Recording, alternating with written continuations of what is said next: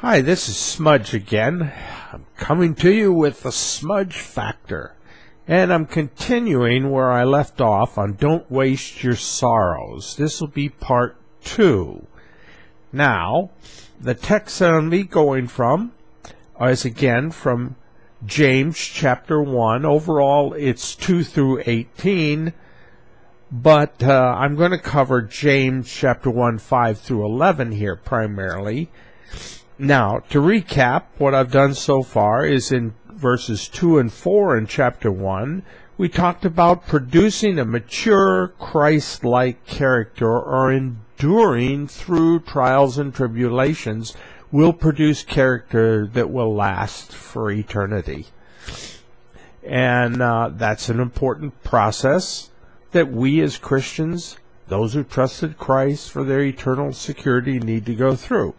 Now, James continues on in verses 5 through 11 of chapter 1 in an overall discussion of producing needed wisdom. Now, two areas of the Bible, Old and New Testament, that really cover wisdom are the Proverbs and the book of James. In the Proverbs, there's quite a few chapters initially starting off with the first chapter going through, and it's defining, and it's giving an outline of what wisdom is. And it's very interesting in the Hebrew that it's given in the female gender, is to describe wisdom. And the beginning of wisdom comes from a fear or a respect for God in our lives. Now let me just read one verse here. In chapter 2 of the Proverbs, in verse 6, "For the Lord gives wisdom from his mouth, come knowledge and understanding. He stores up," verse 7, "sound wisdom for the upright.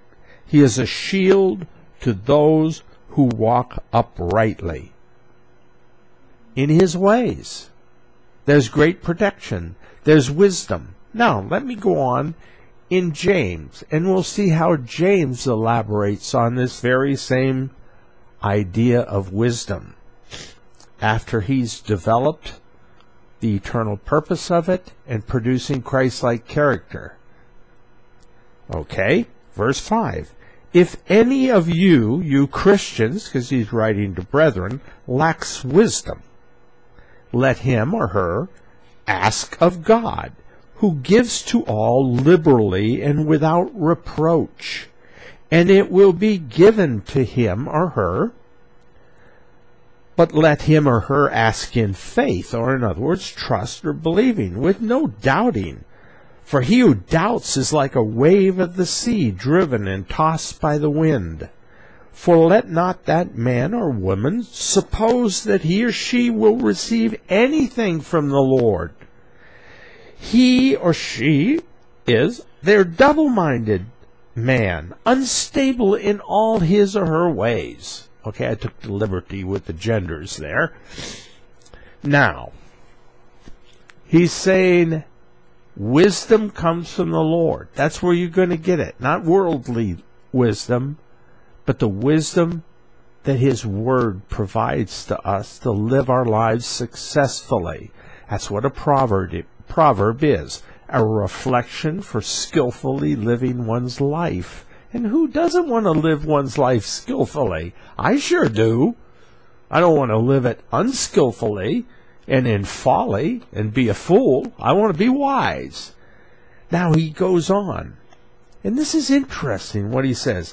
"Let the lowly brother glory in his exaltation." When he says lowly brother, he's talking about the one who's down in the dumps. He might be poor financially. He might be going through all kinds of low periods in his life. And he's saying this one should glory in his exaltation. Hey, wait a moment. There's a potential for being exalted by being in a lowly state. Boy, that's certainly against worldly wisdom. And then he goes on, "But the rich, in his humiliation, because as a flower of the field he will pass away. So if you're rich or you're prospering or everything's going well in life, don't get haughty and prideful. Remain humble and recognize that the Lord is in it and He's blessing you. And recognizing that this life and all these blessings that you're going through in your richness will pass away.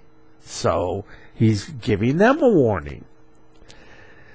And he goes on, for no sooner has the sun risen with a burning heat than it withers the grass. Its flower falls, and its beautiful appearance perishes, so that the rich man also will fade away in his pursuits. So what he's really saying here is you really want to lead a successful life, seek the wisdom of the Lord. And the wisdom of the Lord is telling us that, this is a temporal world. We will all perish from it and leave someday, so make it count. Let's make it count for eternity. Now, we're going to go on in this, and we're going to do the last part next in another series, which will be James chapter 1, 12 through 18. And it's a promise of procuring a more abundant life. Life even more abundantly than we ever could imagine. And it's eternal life. And it's phenomenal. Okay. I hope this is making sense, and I don't like to divide it up like this, but time was of the essence on the taping of the video, so I had to do that.